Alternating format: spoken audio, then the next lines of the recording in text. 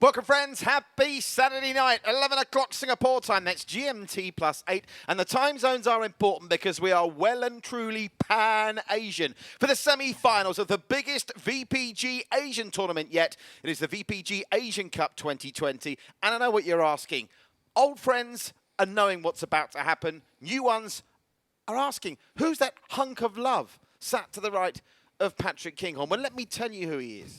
He is the notorious, the man that puts the E into esports, the godfather of gaming. And if you're wondering where he's been for the last 2 months, I can tell you, he's been furiously working away, trying to find a cure for COVID. He is the 2020 Singapore FIFA Pro Club President's award-winning scholar, the notorious Nitin Nambiar. Oh, isn't it good to be back here in the West Wing of the esports spectrum, Nitin? It feels fantastic, and we've seen the Pro Club challenges here at One Play Sports Grow. We started off with the One Play Pro Club Challenge.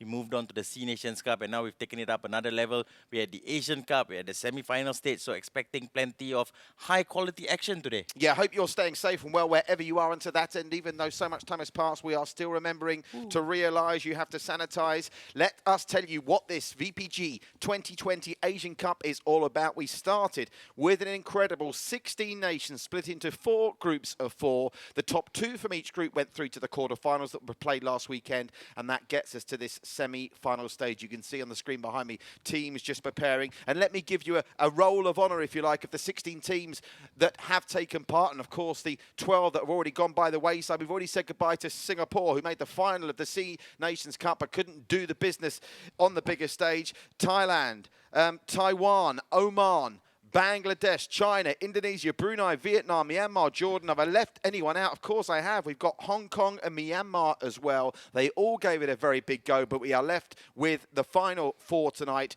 We've got some teams we expected to be there. The VPG World Champions Kurdistan started this competition as favourites. They have got through to the semi-final, but there are a couple of obstacles in their path. Not just the United Arab Emirates, who they take on tonight, who've exceeded all expectations in getting to the final 4, but how about the other semi-final that kicks off one of 2 matches we bring you live tonight? Saudi Arabia, who won their quarter-final by an incredible 11 goals to 0 against Taiwan. They take on Malaysia, who, of course, Nitin and myself are very familiar with after seeing how Ryvox and his team got the better in not just the C Nations Cup, but the Pro Club Challenge as well. There is a look at the bracket, Nitin. I mean, I was listening to Double T, who's doing a great job, along with our head of esports, Jassel Parak, in running the esports program here, and he was doing a great voiceover on the quarter-final action, and he said, and I quote Double T, I love quoting Travis, as you know. He said, if you were expecting tight and cagey affairs in the quarterfinals, you were very much surprised. And I was very much surprised. Travis called that spot on, Nitin, because there were some crazy scorelines there. Yeah, fantastic stuff. Saudi Arabia 11-0 against Taiwan, Malaysia 7-2 against Brunei, UAE 3-1 against Hong Kong, and Kurdistan 3-1 against Oman. So no doubting that the teams that have qualified to the semi-finals deserve to be here. And yeah, again, looking forward to a really high-quality clash today. We know what Kurdistan can do, but we also know that Saudi Arabia are the only unbeaten team in the tournament. They've only conceded 1 goal, and I think I'm right in saying it was Hong Kong that was the only team that scored against them. So do you now make Saudi Arabia favourites to win the whole thing? You know what? Truth be told, any one of these 4 teams could win it. I am going with Malaysia and Kurdistan to qualify today. But it wouldn't surprise me at all to see the Saudis instead of Malaysia go through. The Saudis, of course, were fantastic in their quarterfinal. If you take a look at the highlights that were posted a couple of days earlier, scintillating football, great one-touch play. They are really a real force when it comes to attacking play. So Malaysia will have to be very careful today. You were telling me earlier, I mean, we know where their defensive record speaks for itself, but coming forward, they're the kind of team that make you moist, aren't they? Yes, they play some, again, scintillating football, great one-touch play, great movement. You'll see plenty of that today. So Malaysia, especially in the away leg, I think they'll have to be very, very careful with how they set up their team. How moist? Kind of just damp or soaking wet? Soaking wet. Soaking wet. That's just how good they are. And it takes something very special to make Nitin soaking wet. Bearing in mind, he annoys me every day in the office by putting the aircon at 16. It's nice to be cool. But listen, what's going on here, folks? We've got big numbers watching, but no one is having their say. We are all about the LSFC. Like, share, follow, comment. Shout out to our other peeps in the house tonight. tonight. We've got the main man, Vic. He's my favourite man in the entirety of the One Play Sports collective. That's not saying anything against Double T Travis, who's also in the house. No sign of our head of esports. I'm not sure where he is tonight. And, of course, there wouldn't be a VPG tournament without the very best tournament director in the business. Mr. Syed Yusuf is with us as well to make sure things all run smoothly. I thought I was your favourite guy in the company. Depends what day of the week it is. That's weekdays. Weekends, it's always Vic.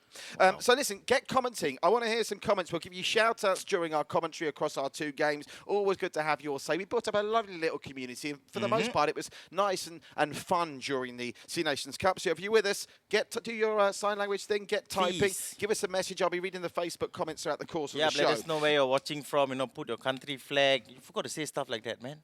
You're getting rusty. Come on, Patrick. I'll try and up my game for you, Nitin. The last thing I want to do is disappoint you. So listen, this is where we're at. We started 3 months ago with that One Play Pro Club Challenge. We were spitballing in the office when the unfortunate COVID-19 situation arose, and we were saying, wouldn't it be a good idea if we played some FIFA? And then Nitin said, well, there's a great part of FIFA, because I don't know much about it, to be honest. I'm here just for the fun. And Nitin said, well, there's this tournament in FIFA where you can play 11 versus 11. Then our dear friend Frank Lucas Sharul said, well, I know a guy, this guy Yusuf, he's amazing at VPG. They run these tournaments all over the world, and they're brilliant. So we gave Yusuf a call. We got him down. Contracts were signed. Deals were done. Brown envelopes were exchanged. And just like that, we started FIFA Pro Club here on One Play Sports. And then just like that after that, we met this guy, Jessel. He's unbelievable. He got on really well with Travis. And those two said, why don't we just start a One Play esports page? It's the way this has happened organically is absolutely sensational. So now, of course, it's not just about FIFA. All these other games that I know nothing about are now in effect. And, of course, I'm the old man here. Nitin's the young and trendy one. And I know you at home love getting involved in your esports. The Bang Bang tournaments come and gone. So many great initiatives, including this one. Nitin's going to tell you about the new Mobile Legends Bang Bang because they're going back to school, Nitin. We're going to get the youngsters involved in our good, fantastic National Schools Esports Invitational. Tell the good people at home how they can get involved, Nitin. Yeah, no problem. So this tournament starts on the 8th of August. It's again a Mobiles Legends tournament.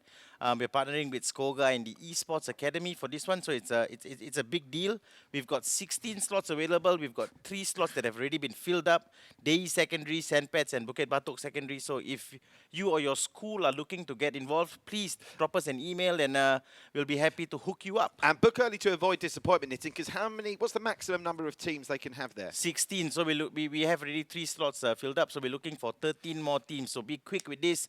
Get involved and, hopefully carry your school's flag high and proud. And whatever you do, make sure you like our One Play Esports page as well as the main page because there's so many great initiatives coming. They tell me esports is the future, and having been part of this coverage over the last 3+ months, I have to say I very much believe them. Let me check. Where are these comments on Facebook, guys? You're letting me down. Someone be the first person to... I'm going to... Say hi, somebody. There's a spot prize. I'll find something in the office to send you as a prize if you're the first person to put a comment on our Facebook comment section. While we wait for the comments to come in, let's round up the schedule for tonight because we've got 2 semi-finals, of course, over 2 legs. So each of the ties, if you like, has a home and away part. We start first up with a trip to Saudi Arabia against Malaysia. We'll be kicking off very shortly at the King Fahd National Stadium in Saudi before switching to the Bukit Jalil. Team news on the way in that one, and I'll tell you what, you want to listen to what Nitin's got to say about the Malaysian team. Who am I to doubt the mighty Rybox? He is a FIFA god in Southeast Asia, but he's making a very bold call for the first leg of that one against the Saudi team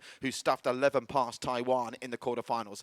That one is estimated to start the first leg in a couple of minutes, and then we'll estimated at about 11:30 we'll switch to the Bukit Jalil for the second leg of that one. And then we switch our attention to the tournament favourites going into this Kurdistan against the side that were written off at the beginning, Nitin, but the UAE have shown that the force is strong in the West when it comes to Pro Club. Yep, they were in a tough group in Group B with Taiwan, Singapore, and Jordan. So it's a fantastic start for them to, get back into the semi-finals. They're playing, of course, the VPG World Champions in Kurdistan, and it's going to be a very tough ask for them. But once you make the semi-finals, anything goes, and if they put on 2 good performances, they could see themselves in the final. I'm going to stitch you up now, Nitin, because I spend hours typing out a running order with all the information. What is the name of Kurdistan Stadium? My God. I've done you, haven't I? I've done you The already. Kurdistan National Stadium. It's the Franso Hariri Football Stadium, and we'll be going there last of all. Estimated kickoff time for that one, 12:30. Double T is in the production chair tonight. Great to have the One Play esports team in the house, and he's telling me, Nitin, that the teams are ready. So let's get on with our team news for this first one, Nitin, because we've got big selection news in terms of what Malaysia are doing in this first leg. Talk us through these teams. Yeah, sure, no problem. So, okay, the Malaysians are playing a 4-5-1 today. They are the away team, of course. But I was told it was according to user, it was a 9-1 formation. But they're going very defensive. They're going extremely defensive today. They've got Imran Nguyen playing in striker, Phoenicia, Will Zumai, Rivox, X-Bucky, Classico, Exigamer, Classico, X-Fun for you, Max Nevis and AB1 are playing for the Malaysians today. They are going, from what we understand from Yusof, they are going with a very defensive formation. They believe there will be certain leg issues that will be faced in the away tie, and they're looking to keep a clean sheet. So that's going to be very tough against the Saudi side, of course, who play some scintillating football. The Saudis are playing a 4-1-2-1-2 narrow formation, a very offensive formation, a formation which we've seen in the other Pro Club tournaments to turn out to be very successful. So in goal for the Saudis are Oblak. Right back is Pure Baller. Centre backs are Oza and El Pavel. Left back is Quiet 32. Central defensive midfielder UPQE. Two central midfielders are Wyzis and Puslik. And Cam is If900L. Strikers are Goatmo and IBSSO21. Goatmo, of course, has 7 goals. IBSSO21 has 4 goals. So that strike force has a combined total of 11 goals. And they'll be looking to add to that today against Malaysia. By the way, shout out to Oman's Gilman. How good must he be? His teams didn't even make the semi-final. He leads the goal-scoring charts with 10, but there's a whole host of players that will be looking to catch him up and indeed overtaken through the course of the action tonight. Can Malaysia do it? Against all odds, they'll start here as underdogs despite being the C Nations Cup champions, but who are we to doubt the mighty Rivox? Time and time again in our earlier cycle of coverage as he drove his side to both the Pro Club Challenge and the C Nations Cup trophies. We underestimated him. He produced the goods every time. A huge tactical test awaiting Malaysia. And I think, speaking to Yusuf earlier, this first leg is going to determine this game. If they can keep it tight, they take them back to the Bukit Jalil, go more offensively, they could make it happen. But as we saw with Saudi Arabia against Taiwan, they're capable of finishing this tie inside the first half. Yeah, the fantastic thing about the Saudis is, we've spoken about their attacking ability, but defensively they've only considered once, and that too in the group stage against Hong Kong. So it's a very tough ask for the Malaysians, but again, if they keep it tight in this away leg, it's all to play for at Bukit Jalil. Connecting communities, check. We've got the whole of Asia with us tonight, creating heroes to be determined as we cross live to the King Fahd Stadium for the first leg of our first of 2 semi-finals live on One Play Sports tonight. It is the VPG Asian Cup 2020. I love that screen. I've missed it. It tells us the action is just moments away. Can Saudi Arabia stuff the Malaysians like they stuffed Taiwan? We are about to find out. Nitin Nambiar, the notorious one, alongside me in commentary. A glorious sight, the King Fahd National Stadium in all its glory. It's going to be Saudi Arabia in the white playing from left to right. Malaysia in that famous yellow with black shorts playing from right to left. And away we go. Let's see if this defensive mindset for Malaysia can stop a Saudi team who've been so sharp going forward, Nitin. You'll see, Malaysia will have to keep it tight in the opening few minutes, cause the crowd to kind of turn on the Saudis. So let's see if they are able to do that. Here's Ifnul, well picked out by X-Bucky. And I think the Malaysians, if you offer them 0-0 now, they would take it. But of course, away goals, as they did in the C Nations Cup, count double extra time and penalties if required. The extra time will be golden goal if it comes to that. The winner of this will take on the winner of our second semi-final tonight. Stay with us at midnight Singapore time for UAE against Kurdistan. Saudi Arabia picking up here with a left off against Taiwan. Down the right-hand side, looking very sharp and knitted. Here's this kind of forward play that makes you moist. Yeah, not quite. Chance early. The flag never went up and it would have counted. Wow. It's a goal kick. I thought that was offside, but again, the Saudis showing in the opening 6 minutes exactly what their game's all about. Quick passing through the center. The 4-1-2-1-2 narrow allows the Saudis to overload in the center, and the Malaysians are going to have to keep it very, very tight, especially in these central areas. Shout out to our first comment of the night, Mohamed Suhaimi is in the house. Now, what's up, bro? I've got some news here coming through from Syed Youssef. There is a change. Goatmar has been replaced by Ragnar in the first match. So Goatmo being absent. Oh, there's a yellow card, a very early yellow card and a free kick, but no Goatmo, one of the leading scorers for Saudi, as Phoenicia goes in the book for Malaysia. Look at the space they're giving them here on the build-up. They're packing the penalty area. 7 yellow shirts trying to stop the Saudis, who are already starting a relentless wave of attacking play. But Reebok so fast, team has got his team to do the sound defensive job that he needs them to. Yeah, currently the whole Malaysian team, bar the striker, is literally camping around the penalty box. So it's a bit of a park the bus strategy from the Malaysians. And let's hope that pays off for them. I've been informed by Youssef that the comments can be found on the One Blake Esports page, so I'm going to switch to the Esports page. That's the trouble now, we're so massive, we've started a revolution here, Nitin. So I'm going to log on to the Esports page to give you all big shout-outs. I hope you're all joining us there. Quite right, by the way, you should be watching on the Esports page. It is, after all, an e-sport. Makes sense, doesn't it? So big shout-outs to all the team here. We've got our friends from Saudi Arabia. Oh, what a good great save! save. What a stop from Abi. Oh, it's not Abi, it's Izul in goal. I think that's another change. Oh, Izul, who was scheduled to come in the second game, has actually played in the first. I'd imagine he'll play in first. Thanks, Yusuf, now getting those team changes through us. Kamil goes, let's go Malaysia. I tell you what, they're going to have to go some because the Saudis are queuing up here to try and get the opening goal. Ahmed Emad is with us from Kurdistan. Great shout out to you, Ahmed. What's as up, well. Ahmed? Here comes Polic.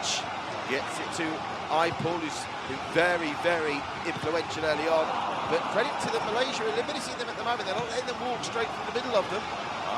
No, I think so far the tactic hasn't paid off. They've created three chances now. Oh, another shot comes in. That time it's blocked by the defence.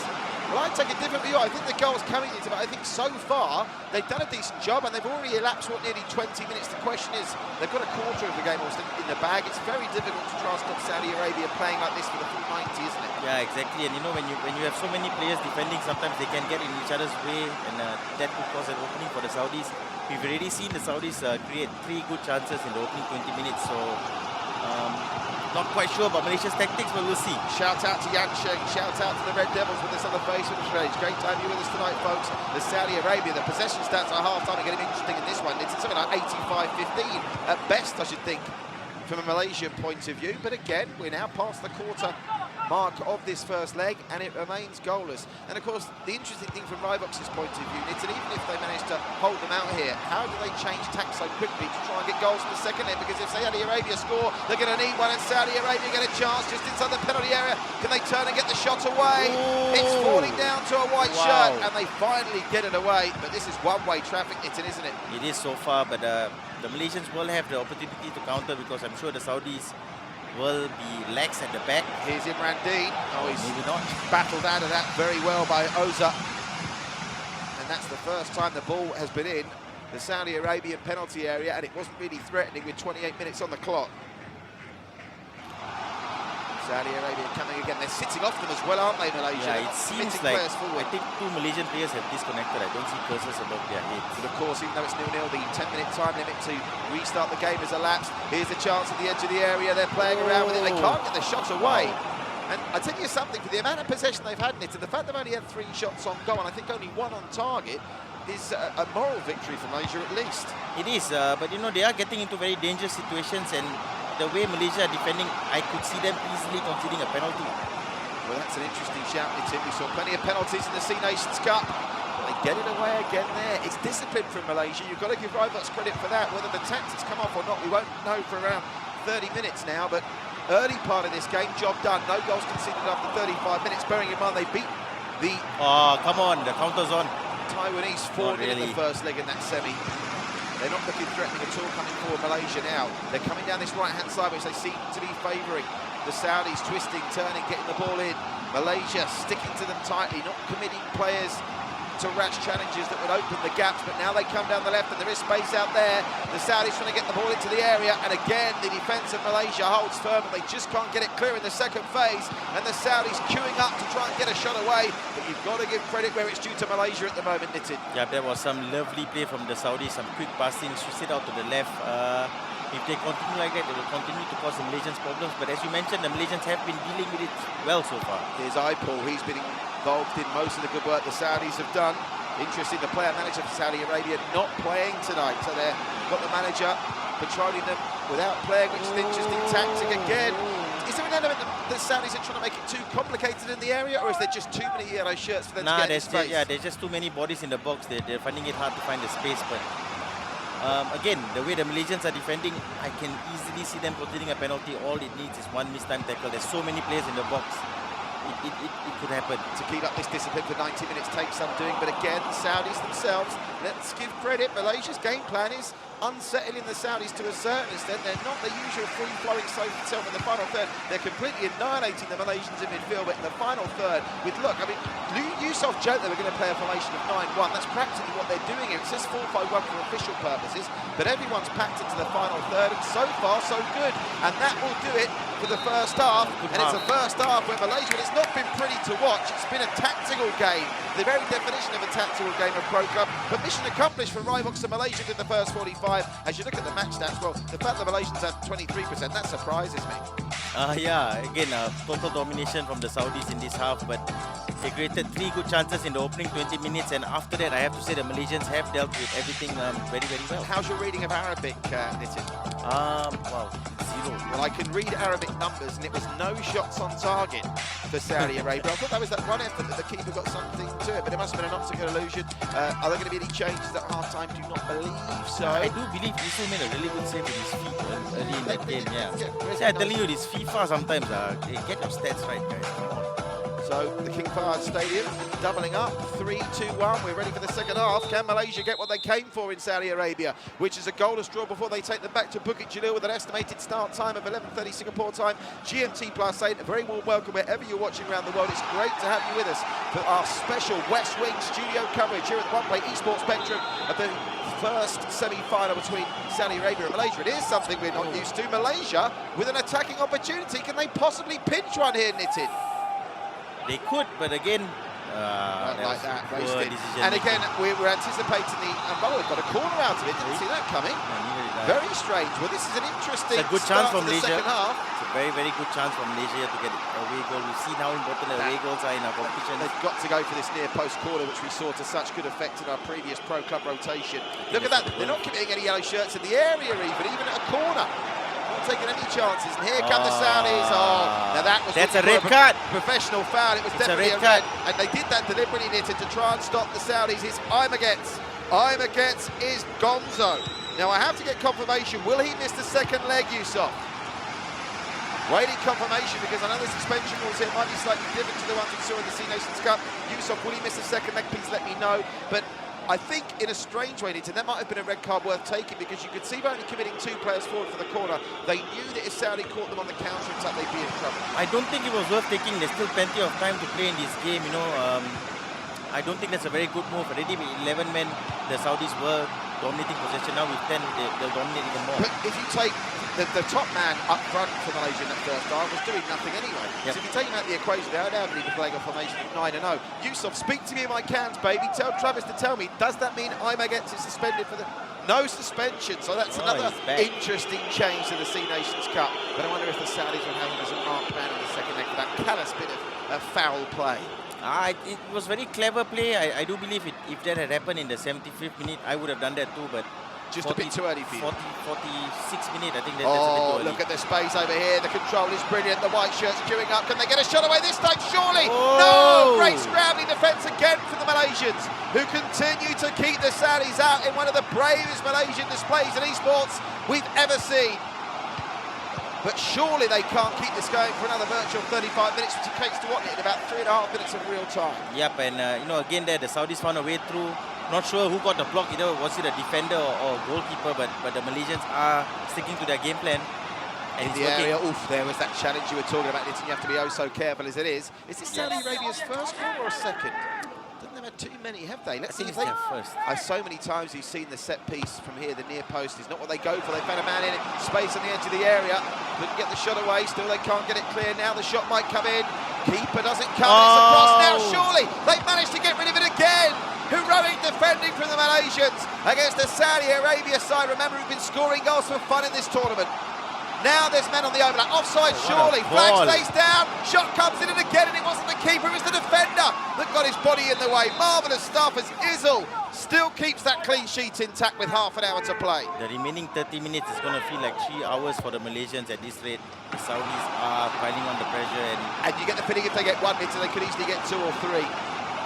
Yes and no, because I think even if they get one, the Malaysians' game plan will still be the same. They'll be, not say happy for 1-0 loss, but they wouldn't want to make it 2-0. If you offered them 1-0 now, would they take it or would they be disappointed? They'd be disappointed. I think they put in the work for 60 minutes to keep this clean sheet, and it's just another couple of minutes, 27 more minutes before they get the result they wanted, which is a 0-0 draw.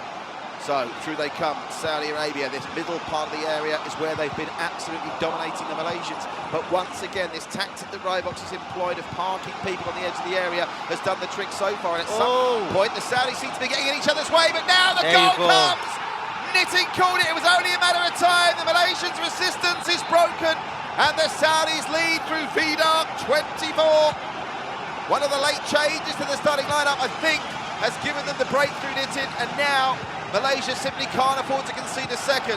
Yeah, it was only a matter of time before the Saudi scored. I feel they have been the better team. They've dominated the possession, and they finally made one of their chances count. A fantastic header from Vidar 24. And of course, if they do win this tie, it will be guaranteed an all-West affair in the final, which will also be bringing to you live from the West Wing next Saturday with an 11 p.m. start time.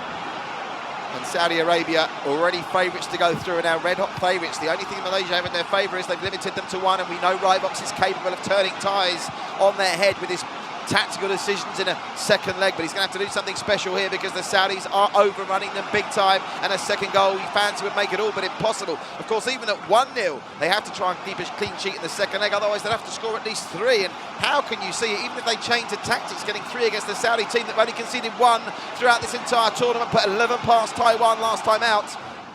I think the Malaysians are hoping that the Saudis will face a bit of leg issues in the away game, and they'll give them a bit of an advantage, but if they don't... Look at the timing of that run, Nitin. They could be in for 2. Great work from Easy Gamer. It's good defending from the left back. Yeah, very good stuff from the Malaysian defender, but again, the Saudis are just coming. They're throwing everything and the kitchen sink as well at this Malaysian defense. Hammered clear by one of the bots, who's having to now make up a Malaysian team that are already down to 10 men, and as Nitin spotted in the first half, I think you're right, Nitin, there's at least 2, maybe 3 players playing as bots, so it's not gone to plan for Malaysia, but the Saudis, as Nick quite rightly said, could experience the same problems in the second leg, and this free kick will allow Malaysia to wind down the clock. I'd imagine they'll try and play this short. They don't want to just give the ball straight back to Saudi because they can eat up some time here as Mess goes into the book. That's the first yellow card on the night for Saudi Arabia. It's a decent ball, actually. I'm glad they played it long, because sometimes playing it short, the opposition could outnumber you and pinch the ball back. And my word, that was interesting there. Has the keeper got something on that? He has. It's going to be a corner from this near side. If Malaysia get the away goal here, it will be like a smash and grab. Dick Turpin will be proud of this if they can steal a goal here. Now, do you commit more numbers forward for this, Nitin, or are you just still being cautious? If I'm Rivox, I would, because I'm in you know what, it's a tough one, but if I was Rivox, I would commit more men forward and try and fix the equalizer. Oh, there's a chance here on the edge of the area. Can they at least get a shot away? Oh, that was an opportunity wasted. It didn't help them. It was the bot that ended up getting control. And now on the counter-attack, they don't look that well shaped, Malaysia. There's space down the right-hand side. The Saudis cut inside, but were trying to be too cute with the through ball. And have Malaysia seen this game out to only go to Bukit Jalil in a couple of minutes, 1-0 down. Time running out for the Saudis to really put an exclamation mark in a game they really should have won by more than 1 goal.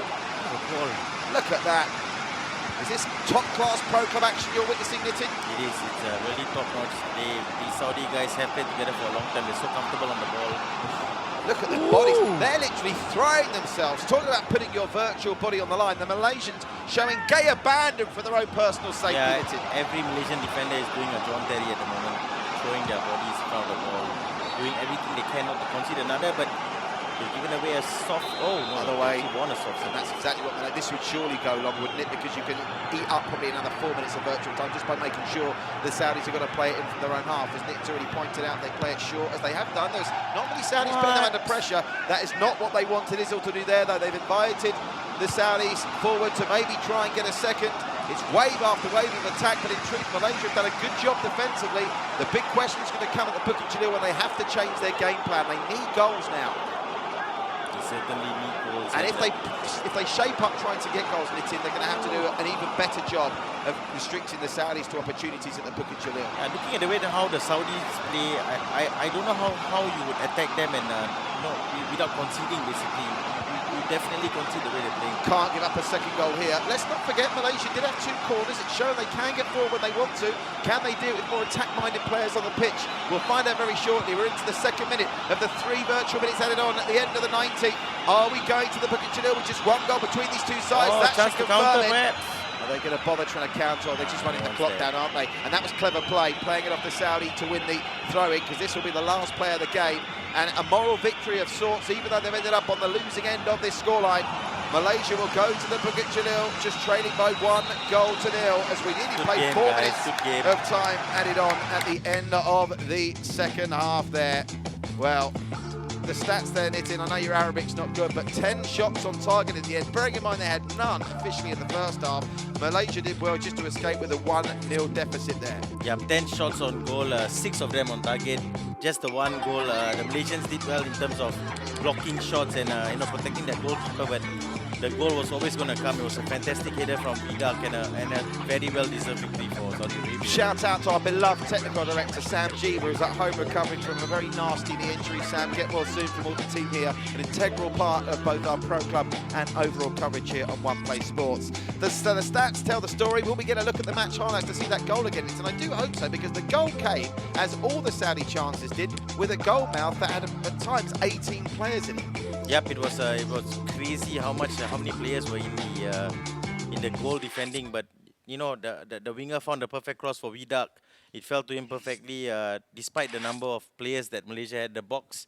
So overall, again, a fully deserved victory for Saudi Arabia, and it'll be interesting to see the tactics deployed by Malaysia in the second leg, because they have to get a goal now. Well, we'll find out very shortly indeed. We'll take a very short break, and then we'll be back with you for the second leg from the Bukit Jalil. Can Malaysia overturn the 1-0 deficit against Saudi Arabia? Second leg of that to come, and don't forget, we've still got the UAE against the VPG World Champions Kurdistan as well. Notorious, alongside myself, with live Saturday night pro club coverage right here from the West Wing at One Play Sports. See you in a sec.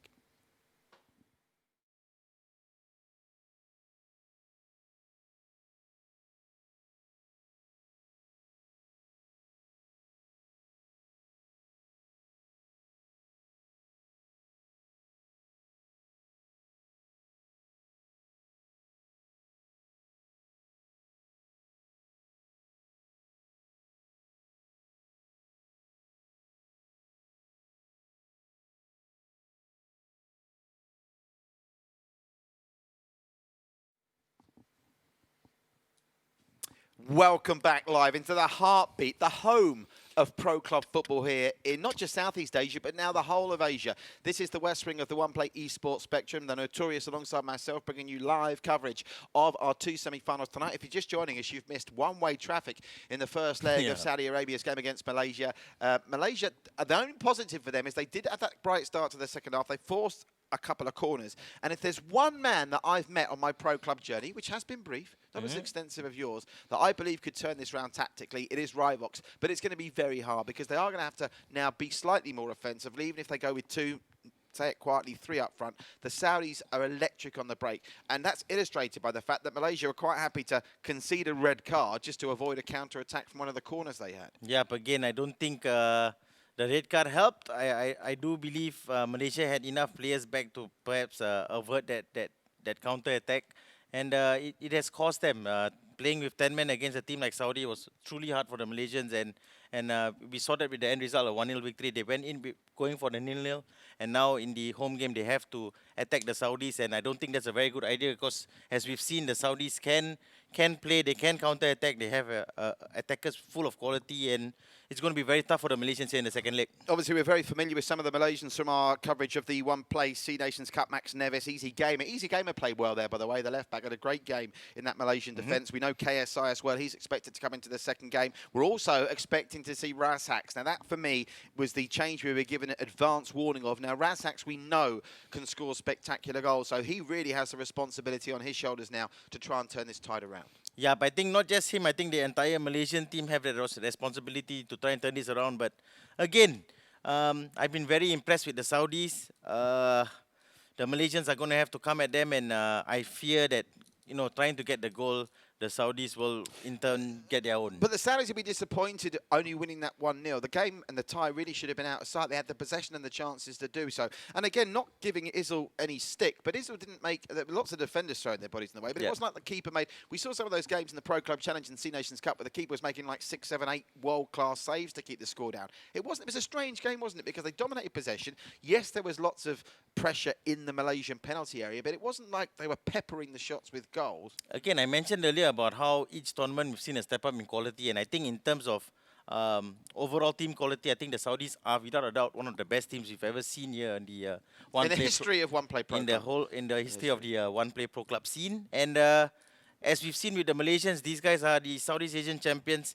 They went to Saudi trying their best not to concede, and even then they still conceded. So I think we're talking about a really high quality level team here in Saudi Arabia, and the Malaysians are going to have to do well here in the second leg to turn this around. And that, of course, was without their leading goal scorer, Goat. It'll be interesting to see if Goat's back in time connected for the second leg. And also, as you pointed out, Nitin, rather astutely, Malaysia might be gambling for this second leg that Saudi Arabia encountered the same kind of connection problems that did face Malaysia, in fairness, with 2 bots playing for them for the vast majority of that game. I love this. I talked to my dear friend, I've not been doing Pro Club for the last couple of months, but I still speak to Yusuf every night before I go to sleep just to check he's okay. Great guy. Terrible taste in T-shirts, but a wonderful guy. Yusuf, how close are we to the second leg, please? Malaysia having issues connecting. Well, that's interesting in itself. Explain to the people at home, Pro Club virgins, if you like, as I was once upon a time before I popped my cherry with you back in March. Explain to people why connection issues can affect the host country as well as the visiting country. Because obviously we saw through the Saudi Arabian graphics, it was the Saudis hosting that first leg, the Malaysians host the second one. Explain to me how that works. So Pro Clubs, okay, so basically in Pro Clubs we have 11 players playing, right? So each of these players are connected to a server, and I think most FIFA players know that the EA servers are not the best. And we hate those EA servers. Yes, we constantly have issues with the server. So I think that's what's happening with the Malaysian team now. Remember, we are having 22 players connecting from different parts of the world into one server, and that sometimes causes problems. So these slight delays are to be expected, but hopefully we get the games going quickly. Yeah, a reminder, we'll be with you non-stop broadcast, bringing you the Kurdistan UAE game immediately after this. Keep the comments coming. Very disappointed. Some of our regular friends haven't been with us on the comment section, but a warm welcome to all those of you that have planted your names in our comment section on the One Play Esports page. Remember to give the One Play Esports page a like and a follow. We've got Mohammed Adhan there, Red Devils. We've got a couple of friends from Saudi. I do apologise, my Arabic isn't very good. Well, it's non-existent. I can't read those names. We've got Ahmed there. We've got Kamil with us cheering on Malaysia. And Malaysia are going to need all the support they can get. Listen, while we're waiting, let's give you a reminder of this because we are building a huge esports community. Marvellous work done by Double T and the head of esports, Jasser Parak. A reminder of this schools competition that's coming up if you're just joining us and if you're watching in Singapore, because One Play Sports teaming up with the educational authorities here to bring you the National Schools Esports Invitational. And as they say in the business, Nitin, bang, bang. Tell me all about this. Bang, bang! So yeah, we're having a National Schools Esports Invitationals. It's Mobile Legends. It starts on the 8th of August. We need 16 teams. We currently have 3 teams. We have the teams from Dei, Sex and Pets and Bukit Batok Secondary. St. Patrick's? Yes. I like the sound of them. St. Patrick's King on? Okay, sorry. Anyway, so we have 3 teams signed up. We've got 16 teams in total that we're looking to participate in this tournament. So we've got 13 slots available. If you or your school are interested in joining this competition, please drop us an email, drop a comment here even, and we'll let you know how to get in touch. LSFC. Another shout out. Mustafa Mazin is with us. He says hello. Hello, Mustafa Mazin. Hey, Mus. You can see behind us the connection issues have been resolved. We can cross live to the Bukit Jalil, a.k.a. Loftus Road. Can Malaysia in the yellow turn it round against the Saudis in the white? Saudi playing right to left, Malaysia playing left to right. And already, Nitin, we are seeing a different pattern in this game. I get the feeling there'll be more than one goal in this matchup. Yep, I got a feeling as well. I got a feeling. I'm hoping we see a Southeast Asian representation in the finals, but from what I've seen so far, I do believe the Saudis are a superior side, and it wouldn't surprise me to see them go through. Remember, they've only conceded 1 goal through the group stages and indeed the quarterfinals against Taiwan so far. But this is a much brighter start from Malaysia. Give me a bot check, Nitin. I don't think the Saudis have got any bots. I mean, it's a true thing, you know. In the Middle East, I've been to Qatar, I've been to Dubai. The internet speeds, particularly in places like Qatar, I'm assuming Saudi Arabia, are absolutely world-class. Qatar's got the fastest internet connection in the world, you know. Yeah. Wouldn't surprise me there. So that aids them, doesn't it? It certainly does.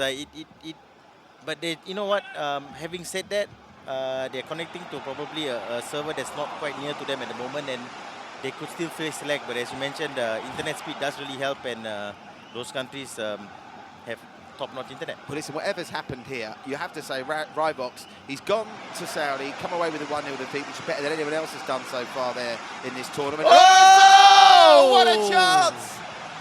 Now, was that Max Nevis, Nitin? I'm not sure it was, but it was an amazing chance. Malaysia looking more dangerous in the first 7 minutes here than they looked through the whole 90 minutes in the first leg. Different game here, Nitin. It was a fantastic effort. I do believe that was Imran Dean who had that effort. A fantastic effort, almost found the roof of the net. A very positive start here from Malaysia. A reminder, if it finishes 1-0 to Malaysia, we will have extra time and penalties, and all of a sudden Saudi Arabia, are they rattled? How many times have we seen Rybox do this, Nitin? They've been unrecognisable at times, Malaysia, from first leg to second legs of knockout football, and that pattern is continuing here as they get it out to this near side. Max Nevis involved down the right. And that was a great tackle, wasn't it, Mutez? Yeah, but great play by Rasax to keep that in play as well. A nice little fake shot on the line. Rasax with the throw. There's a colour clash, isn't there, between the assistant referee and the Malaysians? Ooh, oh, what a great steal from ex-Bucky. Into the middle it goes. Can they get the shot away? Oh, yeah, they've done it! And Malaysia have become the Imran! second team in the competition to score Well against done. the Saudis. And we are all square at 1-1 in aggregate. And Malaysia look a different proposition here. Wayne Imran has come up with a priceless goal for Malaysia. And we're all square in aggregate, 1 each, Nitin. What a start from the boys of Rybox. Yeah, fantastic start from the Malaysians. They've been on the front foot right from the opening whistle from the referee, and Imran had a chance that he missed earlier, but he wasn't going to miss this one. A fantastic, powerful finish into the near post, and no chance for the keeper. 1-0 to Malaysia, and very well deserved. Hold the back page of the Malay Mail. This could be the sporting story of the year out of Malaysia, but they've got to be very careful at the other end. We've seen nothing of the Saudis coming forward in this second leg, and once again, Rybox has given his team every chance to qualify. Of course, if they get a second here, then the Saudis would only need 1 because they didn't get the away goal in Saudi Arabia. But at the moment, it's all Malaysia. Razhaks, good tackle. That Razhaks-Otes battle is absolutely fascinating. Oh. They've won it again on the edge of the area. Chance to make it 2-1. Oh, I thought for a minute there might be a penalty shout. And they don't need the penalty. They've got this second goal. What are we witnessing here? Yes! Malaysia in absolute joy. They've turned this tide its head inside the first 25 minutes. And it's super mock on 20 minutes. Makes it Malaysia 2. Saudi Arabia 0 on the night. They lead 2-1 in aggregate, but beware, Malaysian fans. The Saudis going to need 1 more goal to be in front on away goals. Malaysia really need a third here to be safe, Nitin. Yeah, the Saudis will be very disappointed with that one. It was very sloppy defending, and Super Mo definitely made them pay there. It's 2-0 to the Malaysians now. But having said that, if the Saudis do get a goal, it'll still be an advantage to the Saudis, and the Malaysians will have to get 1. Very much so. The away goals rule. One thing we do know, no extra time. Golden goal, extra time, more penalties into the zone. Here comes Saudi Arabia for the first time in this second leg, and Malaysia's scrambling defence gives the Saudis their first corner of the game. They had a few corners in the first leg, didn't threaten from either of them. Well, the one thing we're guaranteed right now is no extra time. I just said that. Oh, you did? Yeah. Gave it the big build-up as well. I didn't say it as a casual throwaway line. Sorry. Now, the Saudis are shell-shocked, and they could be God. about to get worse. How have Malaysia turned this round is absolutely stunning. And again, Nitin, Rybox is my pro club hero. Is there a better manager than Rybox? Even if they go out here, they had a game plan. It's obviously still got 72 minutes to be proved correct, but Rybox has given them every opportunity with the way he set the team up. Yeah, it's fantastic tactical decisions from the manager, I have to say. And you doubted him, didn't you? Rybox? No, I didn't. Yes, you did. Yes, I did. You said they wouldn't win. I said it's highly possible that they wouldn't win, but I would, you know. Okay, I said that. Yeah. I tell you what, myself there, you but could still be right. Hey, though. my dad's Malaysian, man. I'm supporting the Malaysians here. Your dad? Yeah. Inside joke for fans of our previous Pro Club coverage Yes. there. Well, Saudi Arabia, they're just unrecognisable. I mean, this is astonishing what Malaysia have done here, Nitin. The Saudis have only conceded. They played 3 games in the group stage, right? 2 games on each thing. So that's what? 380s is 540. They played 180. That's 720 minutes. They've only conceded 1 goal. And now, just like that, in the first 20 minutes of a game, Malaysia have done it twice. And if you had to say a team look more likely to score the next goal in this game, it'd be Malaysia, wouldn't it? Yep, the Saudis have not, apart from one cutback that they had earlier from the left wing, they haven't created much in the second leg.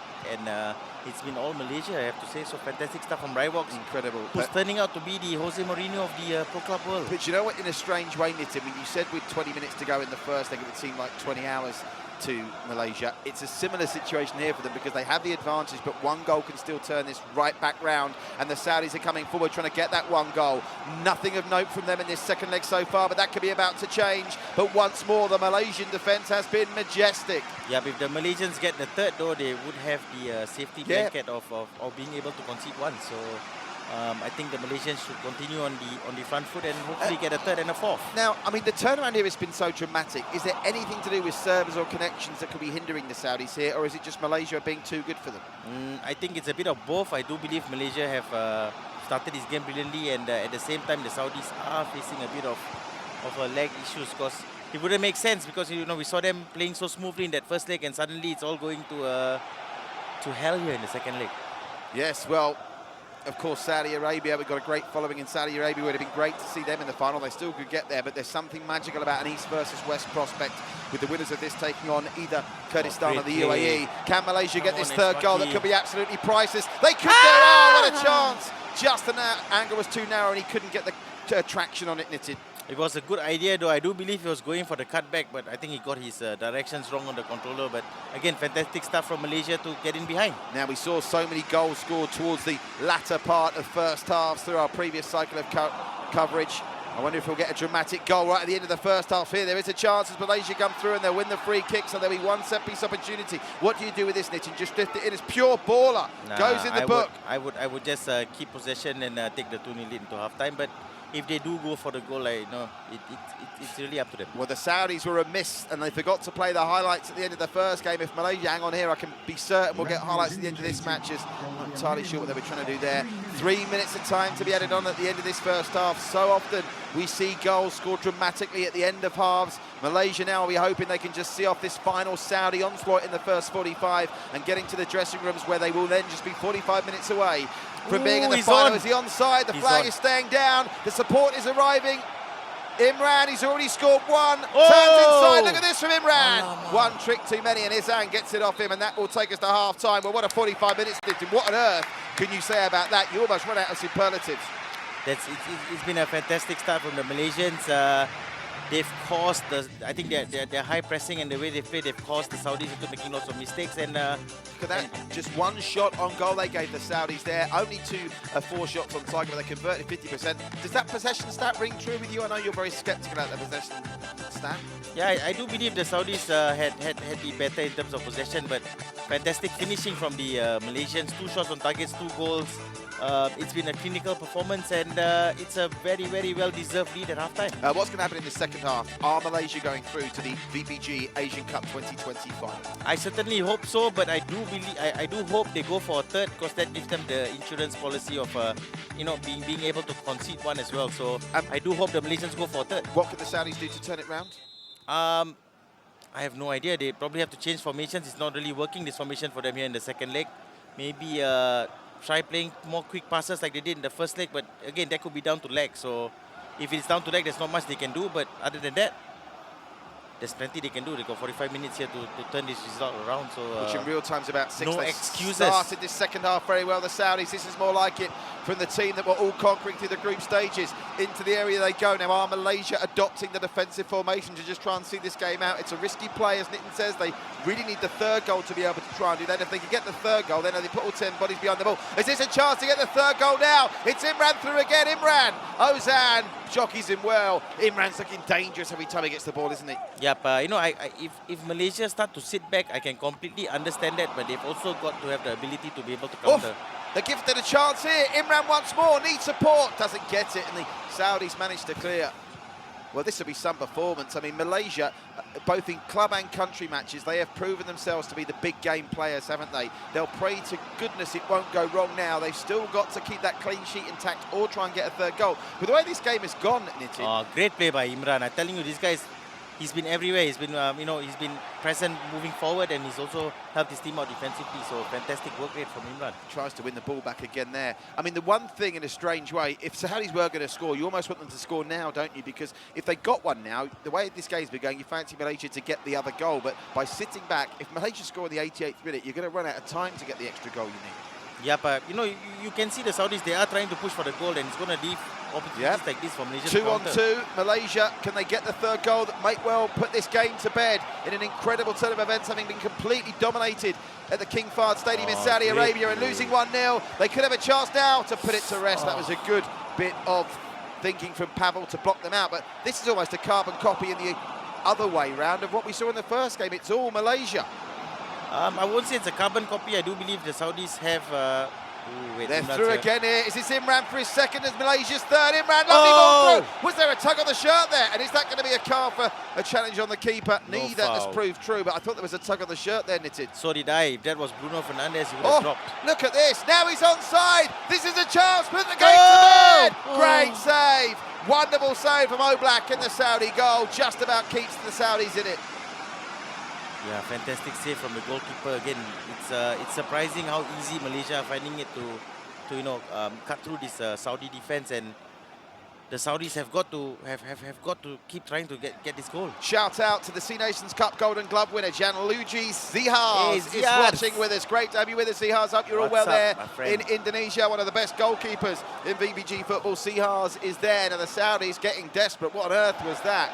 Thought he was playing Aussie rules football. I think, and he puts the hand up as well he might. 23 minutes for the Malaysians to hang on to the clean sheet. As it stands, they are going through to next Saturday's VPG Asian Cup 2020 final. They'll await the winners of whoever triumphs in our next match, which is scheduled to start in just over 10 minutes' time. The UAE against Kurdistan, the VPG World Champions in action against the UAE, who are the surprise of the tournament so far up until this match, Knitted.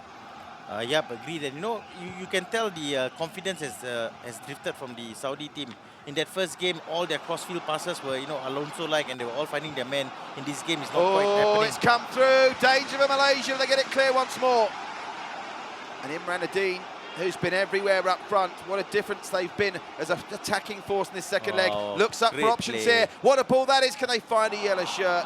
The Saudis get the clearance and they try and launch a counter-attack of their own. We're inside the final 20 virtual minutes. That's under 3 minutes now for the Saudis to salvage this situation. A team that beat Taiwan 11-0 in the quarterfinals as it stands, only conceding 1 goal through the first, 6, 7, 8 matches of the tournament, have conceded 2.5 here against Malaysia that turned this tie on its head. And another goal for Malaysia now, and they can start booking their tickets for the final next weekend. Can Imran put it to bed?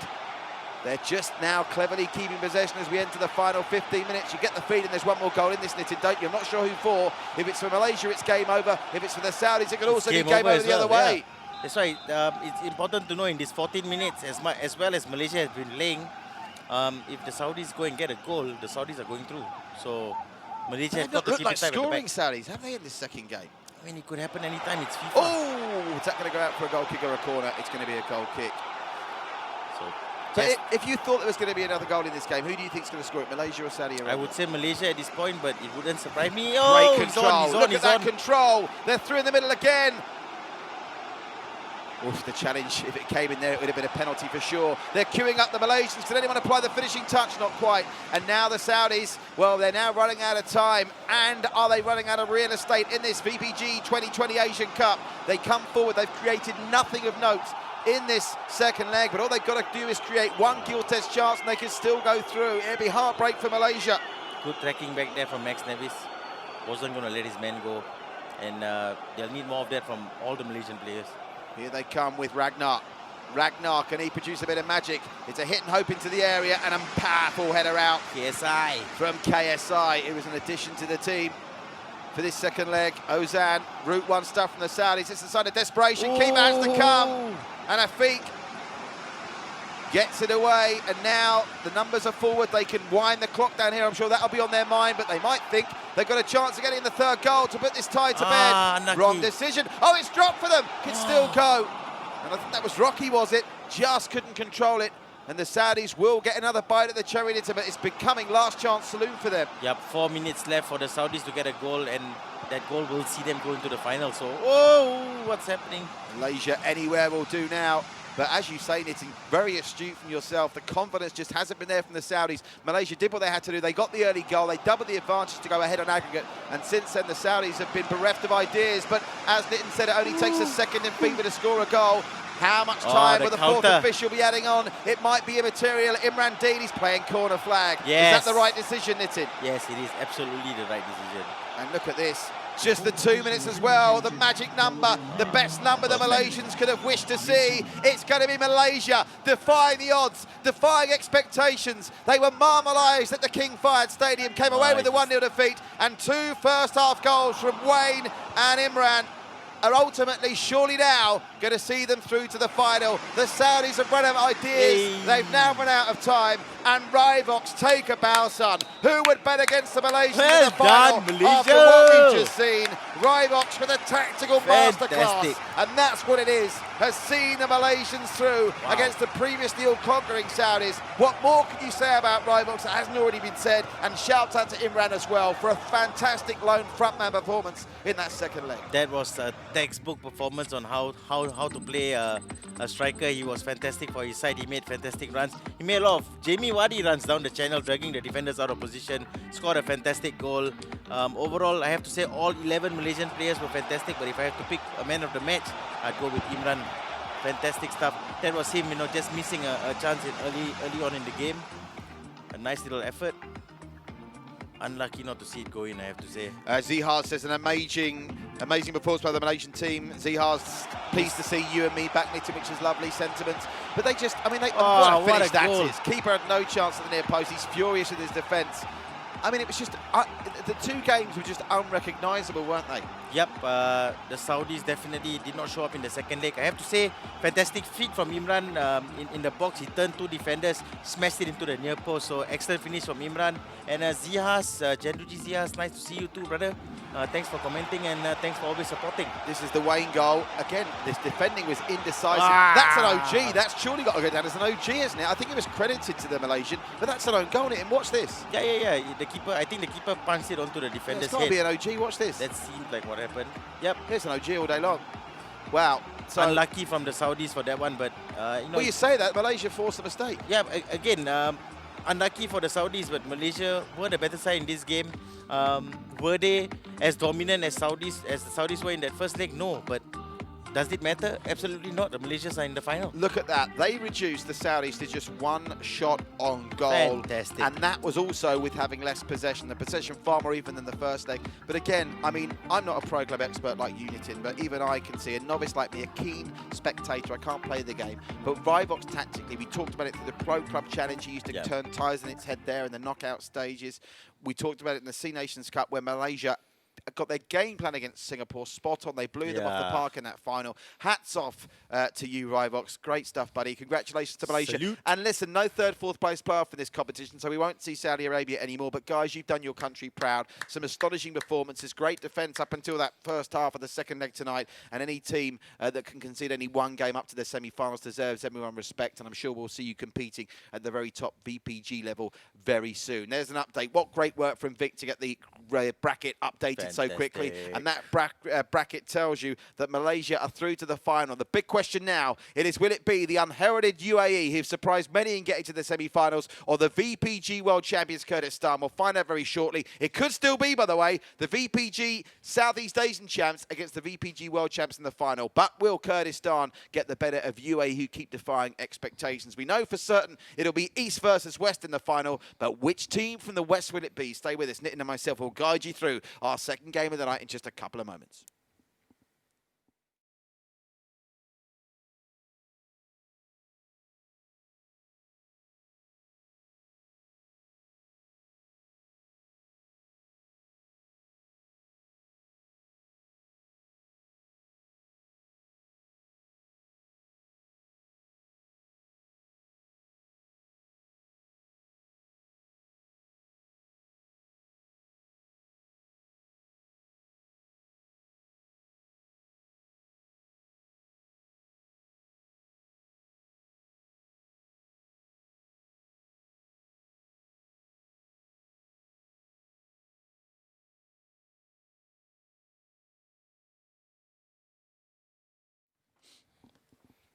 Welcome back live into the West Wing of the One Play Esports Spectrum. Let me have a time check here. Where are we? We are 23:59. So estimated kickoff time around about 10 past. So we've got a bit of time to kill it in. If you are just joining us because we're reaching the midnight hour, you've just missed an incredible turnaround by Malaysia. Absolutely annihilated in terms of possession at the King Fahd Stadium in the first leg, but managed to escape with a it's a weird phrase this, but a well-earned 1-0 defeat, if you see what I'm saying. But how Ryvox got his tactics spot on there. Imran employed, they were more positive. They got 2 first-half goals, and then just to show their tactical brilliance, they never looked in danger of conceding the away goal that could still have seen them get knocked out. They are through. The Saudis are out. We turn our attention now, Nitin, as to who will join them in the final. UAE, who surprised everyone. Nobody expected much from them. Or Kurdistan, whose pedigree is there for all to see with that VPG World Cup to their name. Yep, hopefully a semi-final which will give us as much quality as the Saudi and Malaysian ones just provided for us. Kurdistan, again, the VPG World Champion, so lots of pedigree in that side. UAE were the dark horses. I do believe we were speaking pre-tournament about their chances, and we thought they wouldn't be able to do as well as... we didn't think they'd even get out of their group, to be honest, but they proved us all wrong. They're here in the semi-finals now after beating Hong Kong in the quarterfinals, 4-1 on aggregate. So 2 sides who deserve to be in the semi-finals, but who will play Malaysia in the final? They've got 2 hot shots here as well. Bearing in mind, shout out again to Gilman of Oman, who got 10 goals through the competition. Chasing him hard, obviously, Goatma didn't feature tonight, and maybe that's who the Saudis are missing when you look back on it, because he got 7 goals in the tournament. But Totti for the UAE, he's on 7. He needs 3 more to catch up, Gilman. As for Kurdistan, you've got Nia, who's on 6 goals. They've spread the goals around the Kurdistans, which I think shows you why they're world champions. They've got quality all through the team. You've got Lionheart, who's picked up a couple. Bayer has picked up a couple as well. As for the UAE, outside of Totti, you've got 911, who's picked up 3. What can we read into the quarter-final results they came up with? Both teams with 3-1 wins. Hong Kong falling to the UAE and Oman falling to Kurdistan. And bearing in mind, Oman had Gilman in their ranks, who can score 10 goals. If they manage to keep him quiet, it shows you that Kurdistan are top work defensively. Yep, Kurdistan won both their legs. They won their first leg 3-1 and the second leg 1-0. With regards to... sorry, I'm talking about UAE. UAE won both their legs. Kurdistan have shown that they can... they are susceptible to the occasional slip-up. They drew 1-1 with Oman and won the second leg 2-0. So... there is opportunities here for UAE to capitalize on a Kurdistan team that haven't been in the best of form, but having said that, if I had to pick between one of these 2 sides, I'd go with the world champions. First leg is at the UAE's home ground, which is Zayed Sports City. Then we go to, what's the name of the Kurdistan ground again? The Kurdistan National Stadium. The Franco Hariri Football Stadium. That will estimated kick off at 12:30. Now listen, the comments are coming in, which is great to see. Shouts out to Amin Barzanji, who's cheering on Kurdistan, giving them the heart. Now listen, one of our friends from the UAE, whose name is in Arabic, is going, Vamos, the UAE. Bro, if you're watching, can you give us your name on the chat in the chat box in English so we can give you a proper shout out? Because apologies, I don't want to sound ignorant, but Nitin and myself, not that hot on Arabic. How many languages can you speak? English, Malay, Tamil, Hindi, French, Spanish, 6. How many can you read?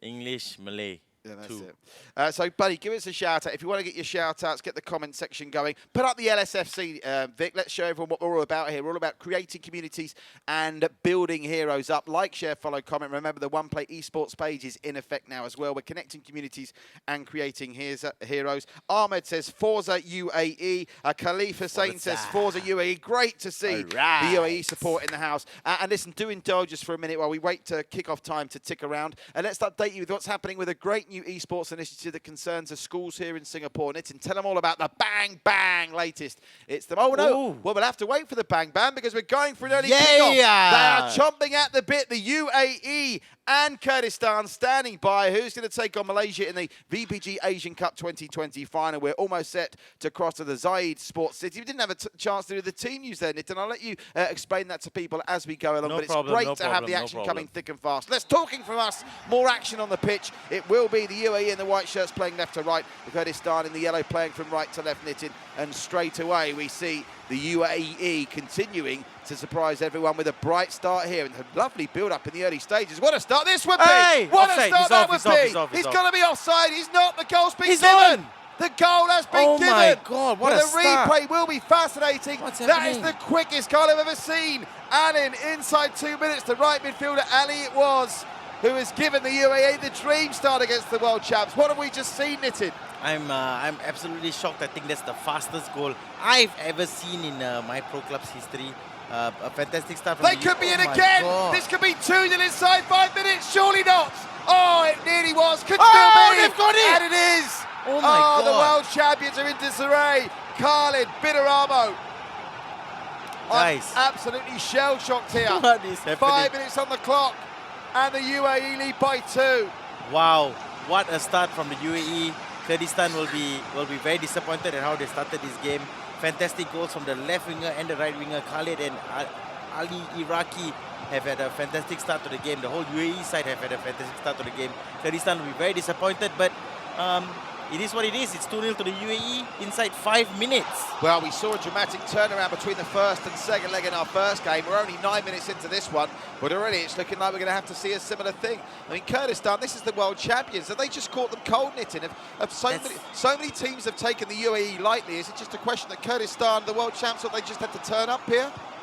Perhaps that's the problem. Too many teams have taken the UAE lightly, and they are proving to be no lightweights. They've had a fantastic start here, and they could easily seal their place in the semi-finals. Dale Mathis is with us. He says it's his birthday today. He's 32. Can Nitton sing him happy birthday? What's his name? Dale. Happy birthday to Dale. I hope you're from the UAE, because your country is leading and they could be in the finals. Happy birthday, Dale. That's the worst song ever, but happy birthday, I don't think bro. Shakespeare's quaking in his boots. That was like a freestyle, bro. Well, listen, Kurdistan are slowly going to have to try and build themselves back into this game. The bad news is they're 2 down. The good news is there's still, 165 minutes of this game to go. Well, the game feels like it's been being played for like 15 minutes already in real time, but there's only 15 virtual minutes on the clock. The UAE looks so sharp through the middle, and Kurdistan yet to get anything going offensively, but you do get the feeling there could still be some twists and turns to come in this one. Yeah, let me just run through the formations a bit. Kurdistan are playing a 4-1-2-1-2 narrow, the same formation that we saw the Saudis play earlier.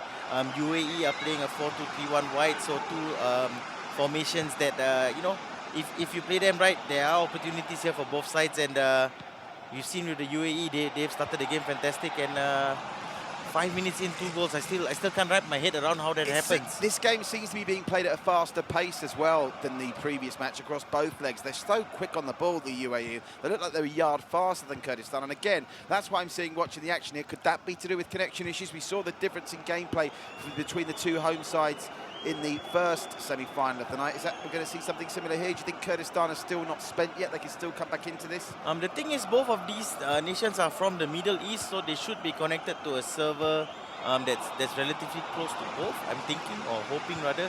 So I don't think lags will be as big an issue as we saw earlier with Malaysia and Saudi.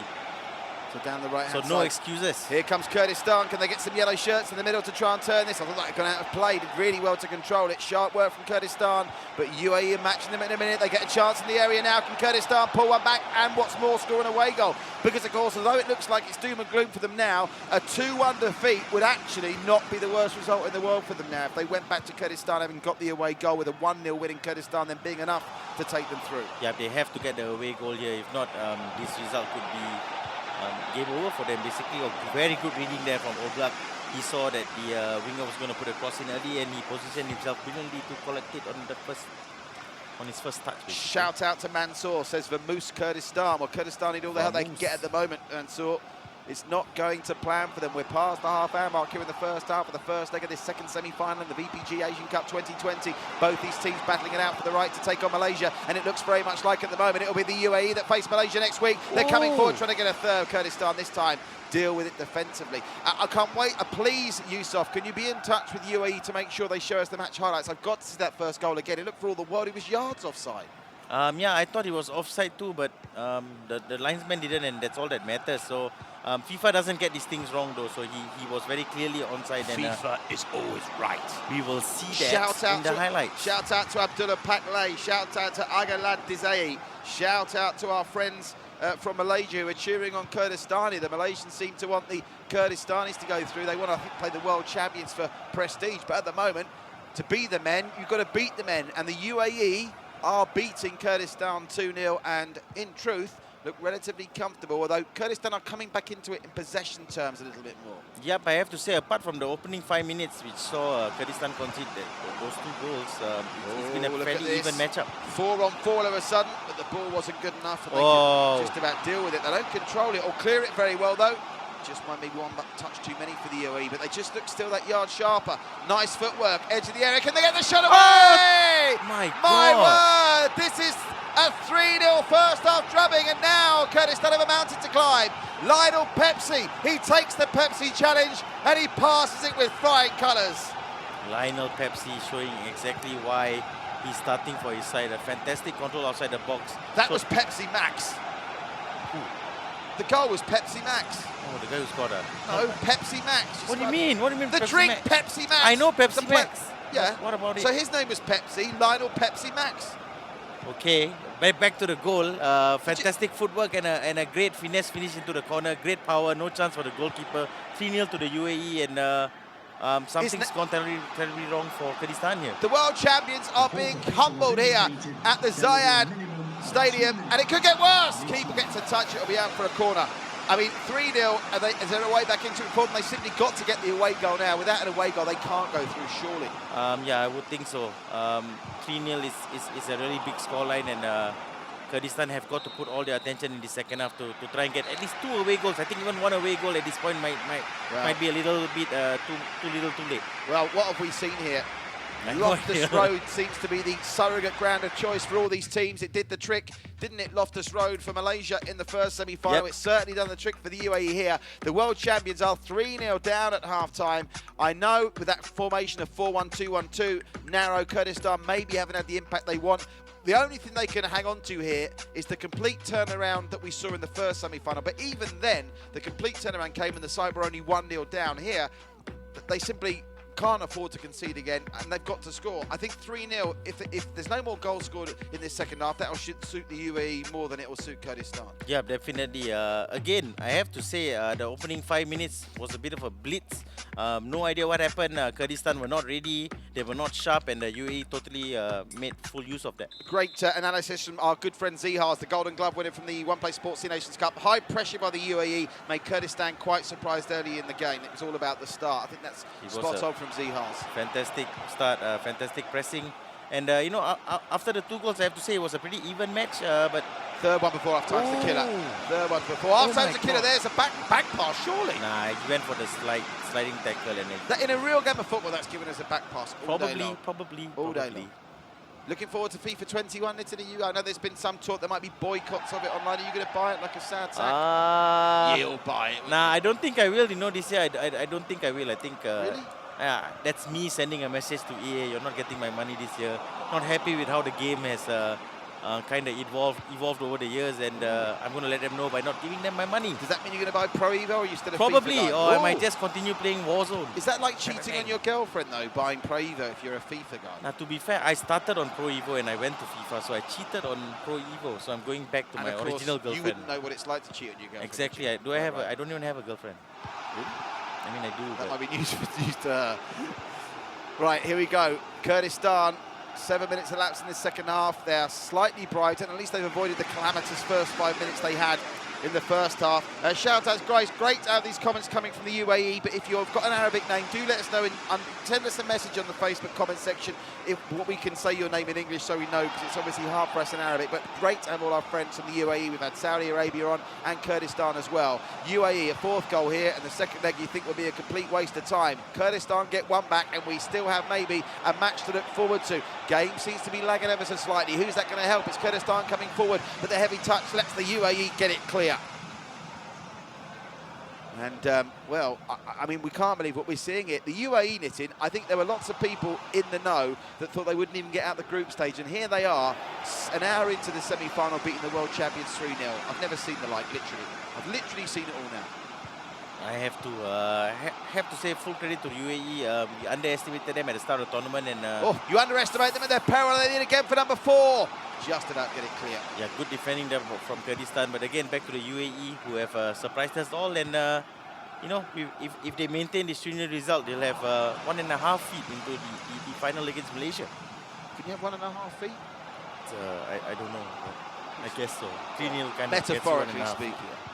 Here they come again. Is the fourth goal on the horizon. I think they are being understandably a bit more defensively minded now. They've done the hard work, they got the three. They can't afford to concede the away goal. Could they concede it here? They stand very firm. The centre-back pairing, Maha and Zak, doing a great job for the UAE. They've rarely been troubled by Kurdistan. Yeah, there was fantastic defending. They saw that, I think it was Navar who was making the run. They both timed the offside trap perfectly, and one centre-back won the ball. So fantastic defending from the UAE. And Kurdistan just need to do a bit more in attack. They've got to commit more players forward. Well, the UAE, the Middle East, becoming a powerhouse in Pro Club. Deflected. That'll be a corner, I fancy. It is. It will be a corner. Well, we've not seen a goal score from a corner tonight yet. We haven't seen that near post flick on that we saw to such good effect in the C Nations Cup. They've tended to play these corners long, and they do so again, looking for the big man up from the back. That's Zak, I think, at the edge of the area. Knocking it on.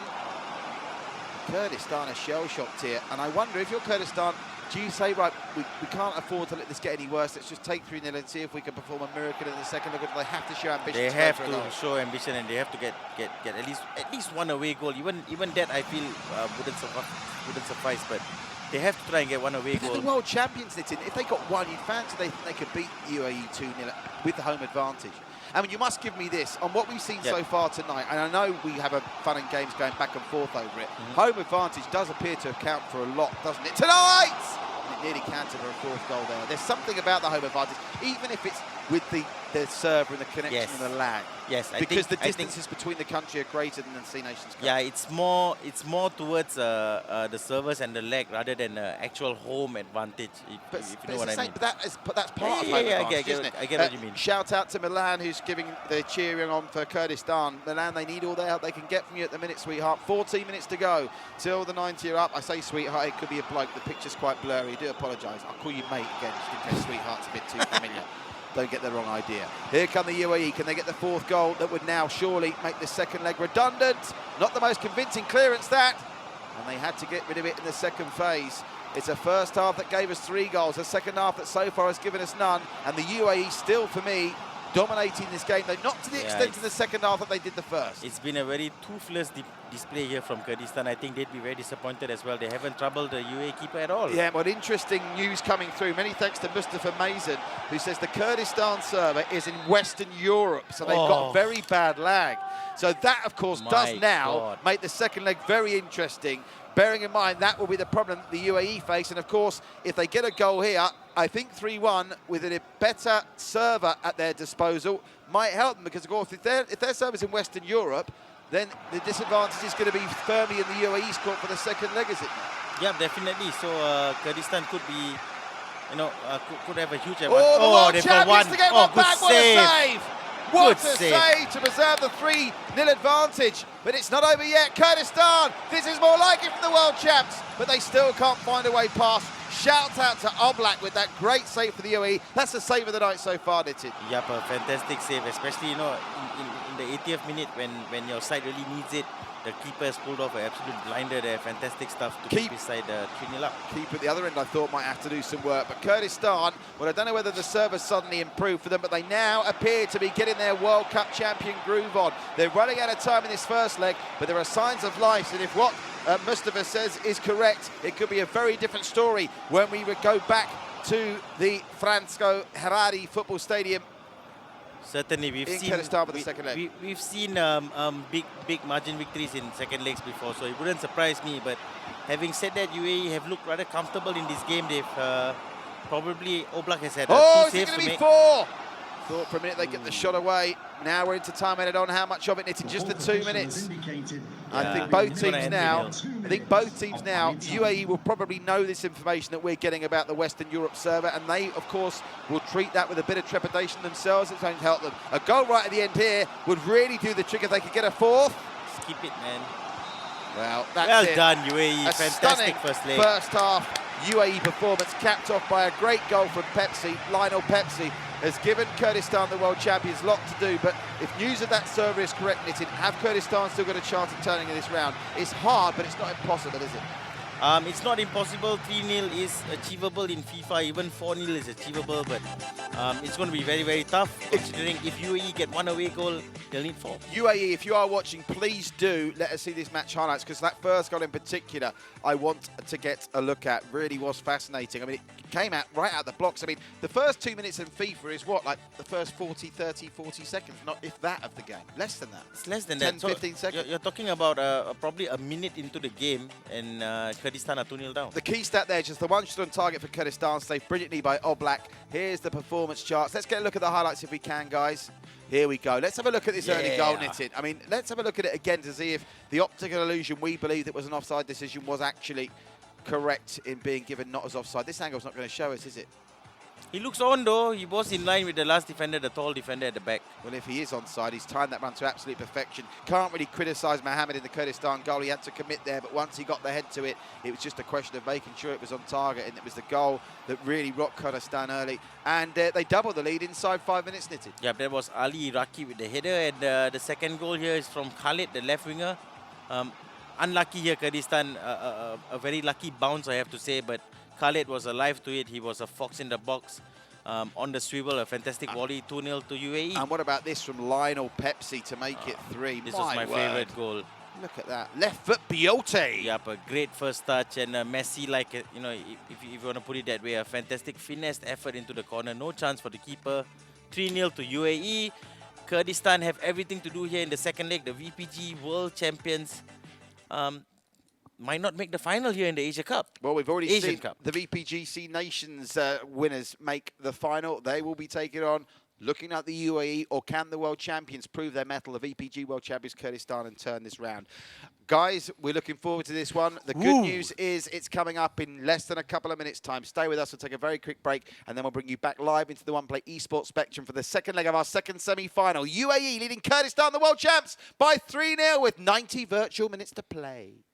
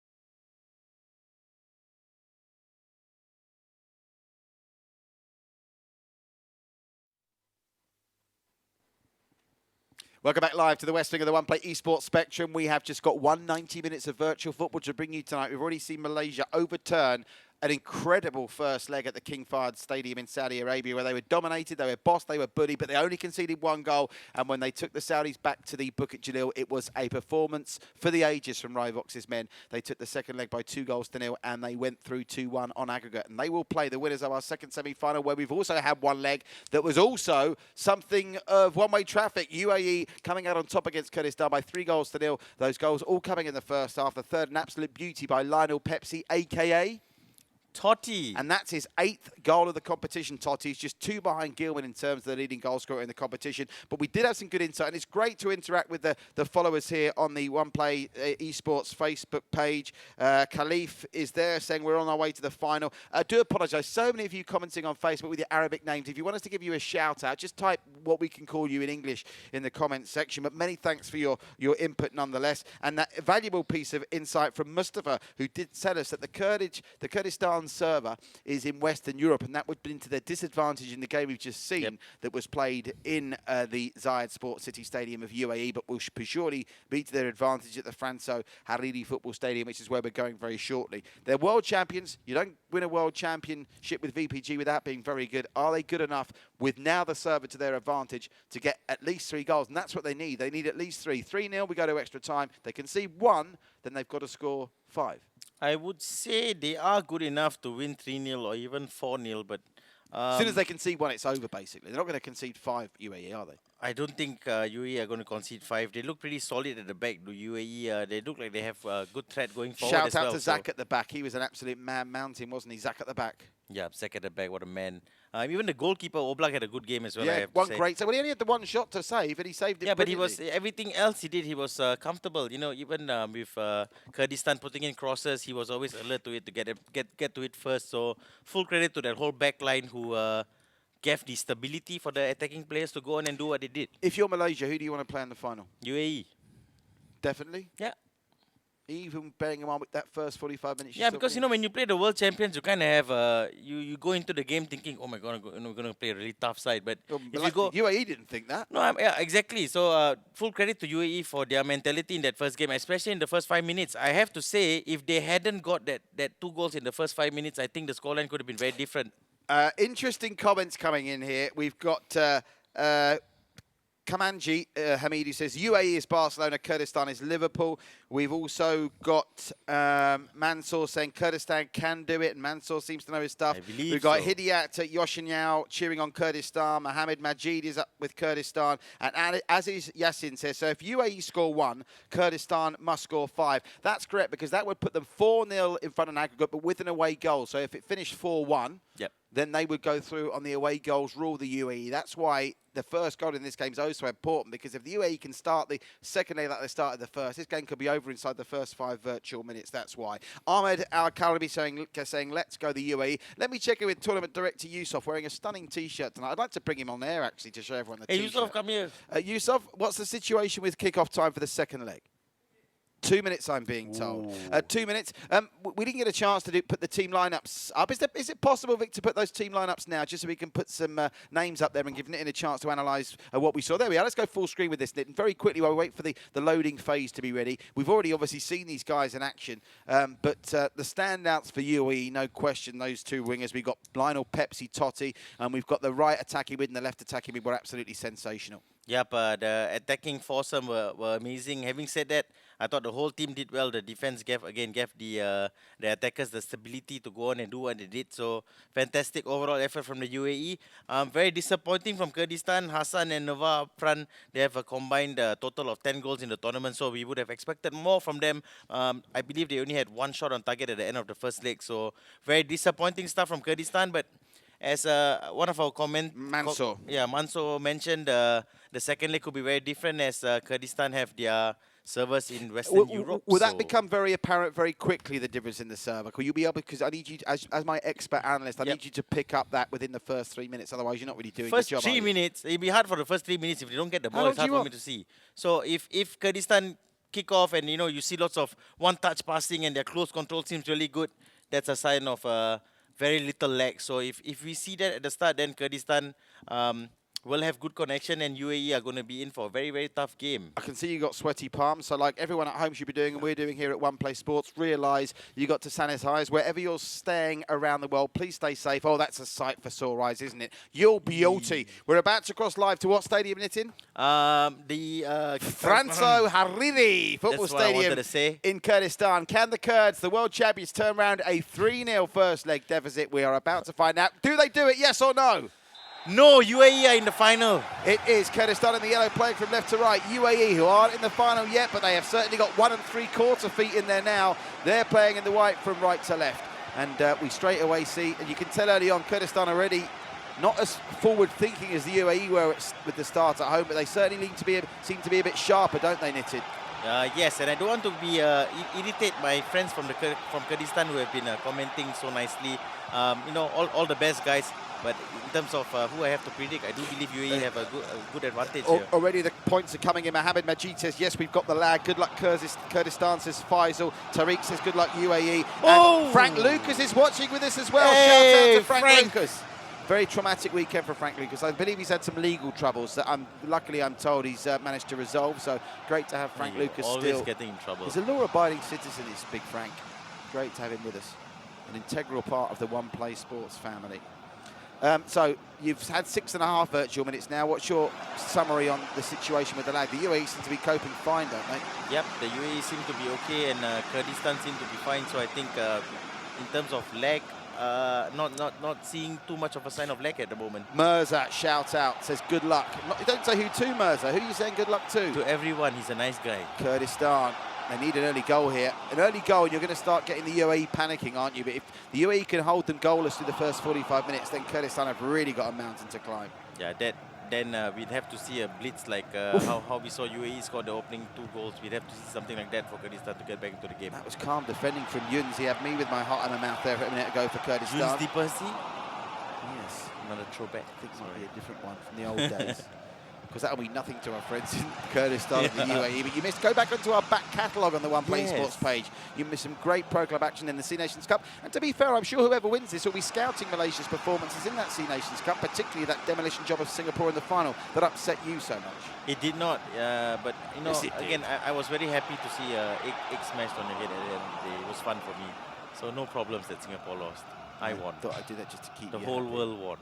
15 and a half in here, and mission accomplished for UAE. They've survived this unscathed, and it's very much a 50-50 game. And in a 50-50 game, and what we've seen, there is no way that Kurdistan could beat the UAE by 3 goals. If they were suffering with bad lag, and the UAE looked really lax, but if anything, the UAE, for me, still look the most likely to score the next goal in this time. Almost a very good ball played Listen, there. Mohammed Majid is in. He said, I'm speaking to you from Kurdistan. Our internet's not very good. And Mohammed, I do sympathise. We've had this discussion all the way through our Pro Club coverage. It's a nightmare. And it's so frustrating it must be for the players when they can't show their best form. I know how you feel, bro. My internet at home is bad but as listen, well. and So I know how you feel. I'm not giving you stick, Mohammed Majid, but Nitin, how can they win the World Cup with rubbish internet? You've got no answer, have you? They can complain about the internet today. Did they get magic internet for the whole portion of the VPG World Cup? Maybe the government sponsored some super internet for that. Oh, not over yet! No, not over yet! Can they get the first goal? goal? Oh, is that a pen? No. Look at the skills and the good shot. save. Goal! Goal! The rebound's in. Oh, no! Is that the chance to get Kurdistan back in it that's gone wobbling? And once again, Oblak in the UAE goal with stunning reflexes has kept his clean sheet intact. It was a good save, but he could have done a bit better in terms of punching it out to a safer location. He literally punched it to the Kurdistan striker. I think it was Hassan, and Hassan just couldn't get his shot on target, unfortunately. Unlucky there for Kurdistan. But good signs for them that they are testing the UAE keeper 20 minutes into the game. Oh, Kurdistan with another chance here. Brighter start from the men in yellow in the second half of this first half, if you like. But the UAE still look like they could threaten and easily get a goal in this. Again, both teams seem to be being treated fairly, if you like, from lag and servers and whatnot in this game. Yeah, it seems okay. I don't think that there are severe lag issues going on. I think both teams seem to be playing okay. No problems. No excuses, more importantly. Kurdistan certainly having more of the ball and enjoying a crisper movement than they did in that first leg, when at times they did look like they were suffering some kind of internet hangover, for want of an expression. Good touch there. Very smart defending to calmly take it out by Kurdistan. I think it was Aaron that did that. Nice work, and they're coming forward again. A goal before half-time could blow this tie still wide open, but the UAE holding firm. Defensively, the UAE have been so sound, haven't they? Yep. They've been fantastic at the back, and even moving forward, they look like they can cause Kurdistan problems. So while Kurdistan need 3 goals, they also need to be equally sharp at the back, because one away goal and it could all be over. Oh, great skills, Kurdistan. Beautiful build-up play, but can they apply the finishing touch? That's what's been lacking. Some nice work in the final third, but when they get to the 6-yard box, there doesn't seem to be anyone there to pull the trigger. Just that one really good chance that was brilliantly saved by Oblak at the halfway mark in the first half. And if you're a UAE man, well, you've only got now, 8.5 virtual minutes to hang out, and then you can get to half-time knowing that the Kurds are really under the pump to get the 3 goals they need. Just not doing enough at the moment, Kurdistan, are they? Yes, they're not committing enough men forward, but I can also understand that. At the same time, I think it would have been important for them to take a lead into halftime just to mess with the UAE's mentality to the game, basically. Shout out to Faraz Kokar, who's with us on the Facebook comments page. Great to have you with us, Faraz, as we're into the final 5 virtual minutes. Hi, Faraz. Which equates to mere seconds in real-time parlance. And a goal just before half-time can still line this up nicely! Oh. What a chance! Oblak straight in his breadbasket. And they've had 2 good chances now, Nitin, and if they converted both of them, this time it'll have a very different feel as we approach half-time. Agreed, and again, I have to say it was a good save from Oblak, but poor finishing. He really should have found a corner there, and he shot it straight at the keeper. Well, mission accomplished for the UAE here. They've done a very good job. They've been sound. They've not been over-ambitious. Could easily have got carried away and left gaps at the back. And even playing as disciplined as they have, Kurdistan have still created 2 very good chances, but they haven't converted either of them. And contrast that, Nitin, to the 3 brilliant chances that came the UAE's way in the first half. I mean, one of them was only a half chance, but to get the 3 goals, I mean, that's really, I think you could already safely say that's really where the game has been won. The first 5 minutes of the entire 180 of this tie, when you go 2 up like that against the world champions, you're never going to get a better chance to beat them, are you? Yeah, because Kurdistan may have come into the game with a specific game plan, but that game plan went right out the window in the first 5 minutes. So in contrast to Malaysia's game plan, which went absolutely pitch perfect. Yeah, according over to both legs. Perfect. Let's check out with the stats. Well, Kurdistan are dominating possession. They have created more opportunities. There's not been 1 shot on goal from the UAE. 3 shots, only 1 of them on target. Brilliantly saved from Oblak. And that Kurdistan formation, which they've stuck with, the 4-1-2-1-2. We're seeing a switch in formation here from Kurdistan. Is it 4-4-2 or 4-3-3? What's he playing? Was that 4-3-3? I saw the last little whiz there. I saw him go to the 4-2-2-2, which is an extremely offensive formation in FIFA. Awab says, who won the first game? Awab, it was 3-0 to the UAE, courtesy of 3 first-half goals, and that's why on aggregate, the UAE lead by 3 goals to 0, and Kurdistan, the world champions, have it all to do. We're going to cross back live to the Franco Harini. What's it called? Franco Harini National Stadium. Correct. The home of the Kurdistan national team. 0-0 on the night. They trail 3-0 on aggregate. It's still the advantage UAE. But now, Nitin, see if you can identify this formational change that Kurdistan have made, because it would suggest we are going to get goals in the second half, because they're going to throw caution to the wind. I won't be able to see it just yet, but I will update. Looks like a 3 up front, doesn't it, on that angle? And they come immediately trying to make it pay dividends. Whoa, the UAE, not entirely convincing. Does look like 3 up top, doesn't it? Yes, it does, and I think it's about time. They haven't really caused too much problems for the UAE defense, and a change in formation was definitely needed. So fair play to the Kurdistan manager for reacting. Awab says, I wish Kurdistan win this game 4-0. I wish I could kiss Pamela Anderson, Awab, but life's a bitch. UAE building it out from the back. Oof, it's a robust challenge there. It does get a free kick, and that's the right decision. I think so. I think it was a foul. So UAE. 5 minutes into is he onside here? No, he's offside. It's too good to be true. Discipline's been kept well. If you are just joining us, Malaysia's win against Saudi Arabia, more remarkable, bearing in mind they were down to 10 men for the last 40 minutes of the first leg, but only conceded the 1 before winning the second leg 2-0. The damage in terms of the Saudi team was done in the first half of that second leg, and it's the first half that's done the damage in the first leg for Kurdistan here. And in truth, they're not showing enough as the clock continues to tick away that they've got 3 goals in the locker. You wouldn't bet against them getting 1, but 3 looks beyond them, doesn't it, Nitin? Again, if they do what the UAE did and get 2 goals in 5 minutes, then anything's possible. But I don't here's see a chance. Here's a chance to get 1 of them off the post. My They've God. now missed 2 good opportunities and hit the post, and that one was deflected. UAE riding their luck, but the clock continues to tick away. But you get the feeling a Kurdistan goal is going to come, but is it going to come in time, Nitin, to gallivant them into getting another 2? That was extremely unlucky, you know.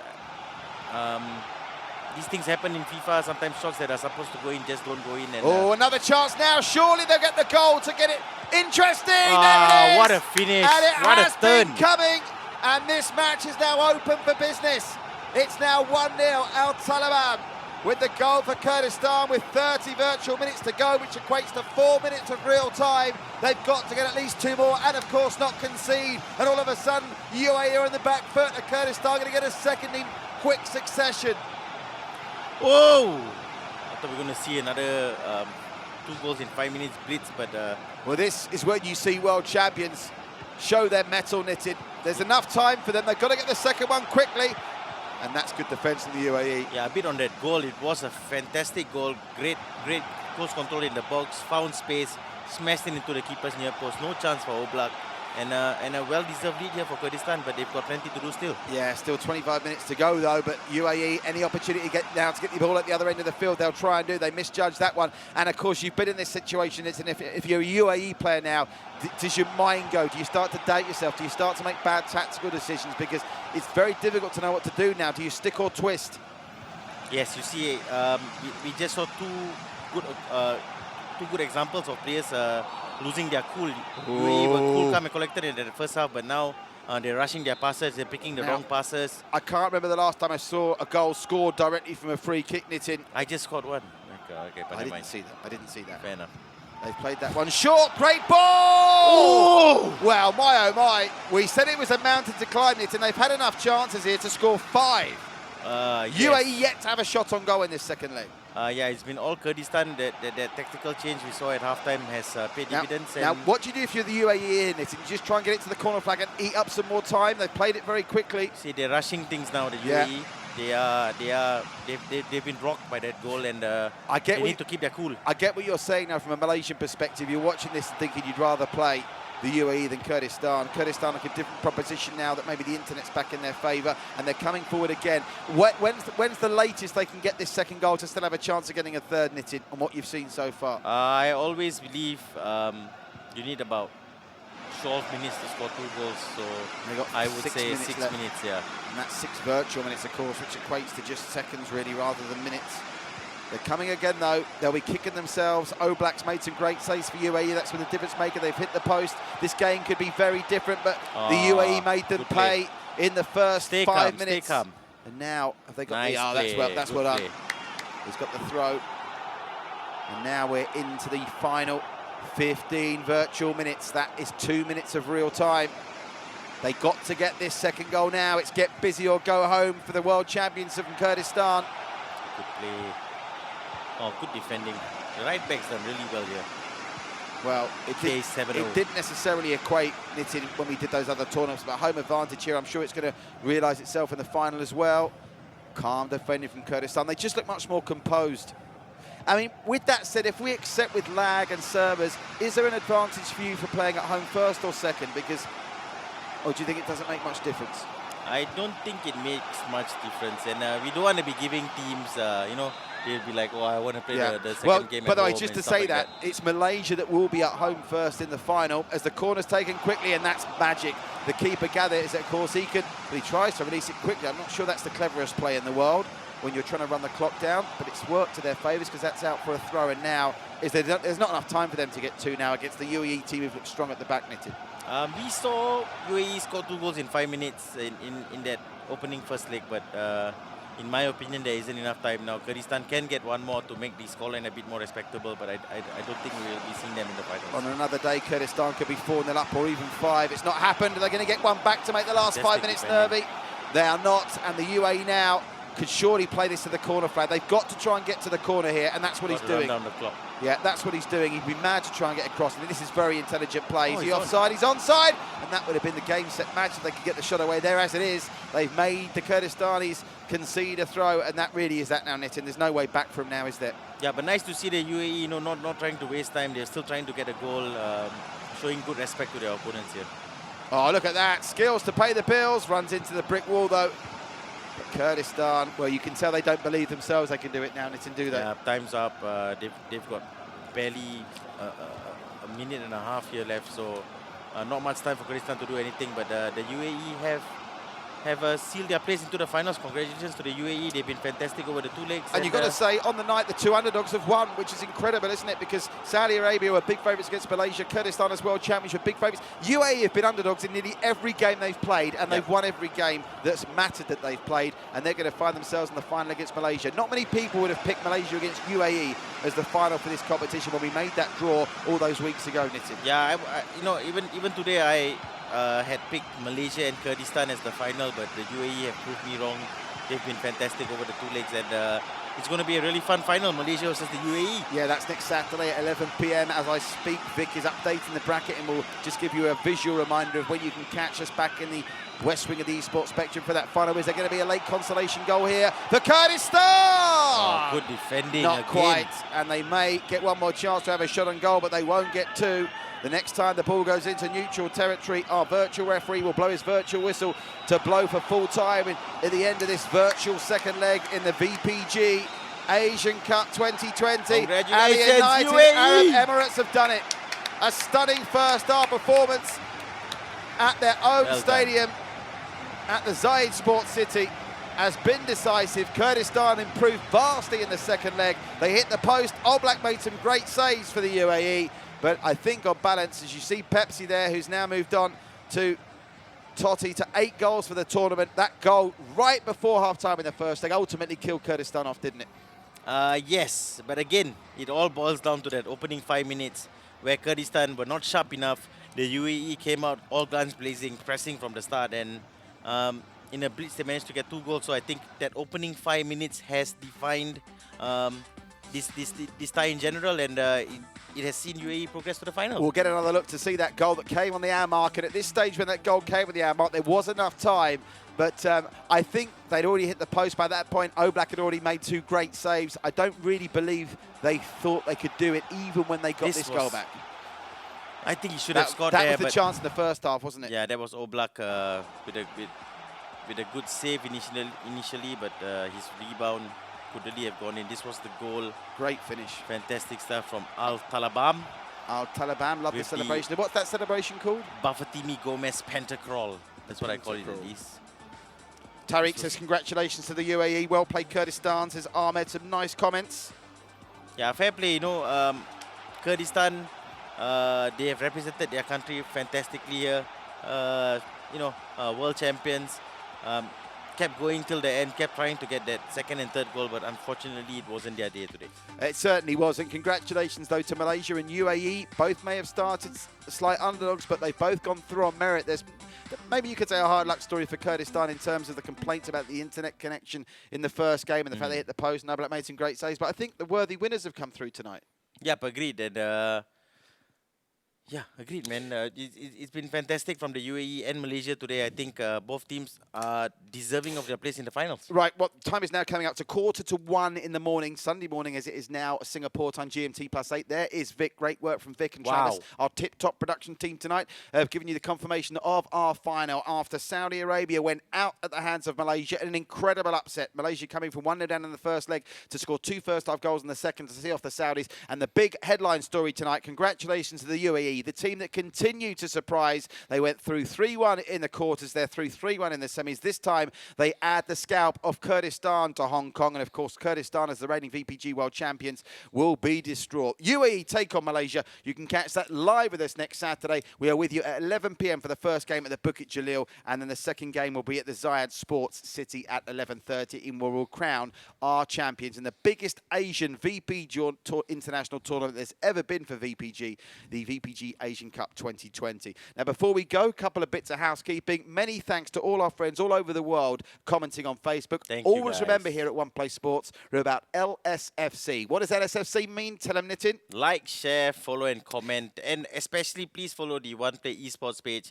if you love esports and if you love. And you love esports, don't you? I do. I'm a big fan of the page actually, and I think I was the 2nd follower ever. Don't forget the Nitin Nam BF fan page as well, at Nitin Nam on Facebook. And also, speaking of esports, if you're watching in Singapore, as I know many of you are, even though Singaporeans are long since knocked out the Asian Cup, here's a reminder of the next big esports initiative coming up from our friends here at One Play Esports. Double T, Travis in the house, and of course, head of esports, Jessel Parak. Nitin, tell everyone about the Mobile Legends Bang Bang that's aimed at the kiddies. Yep, fantastic initiative from our esports team, namely Mr. Travis Tan and Mr.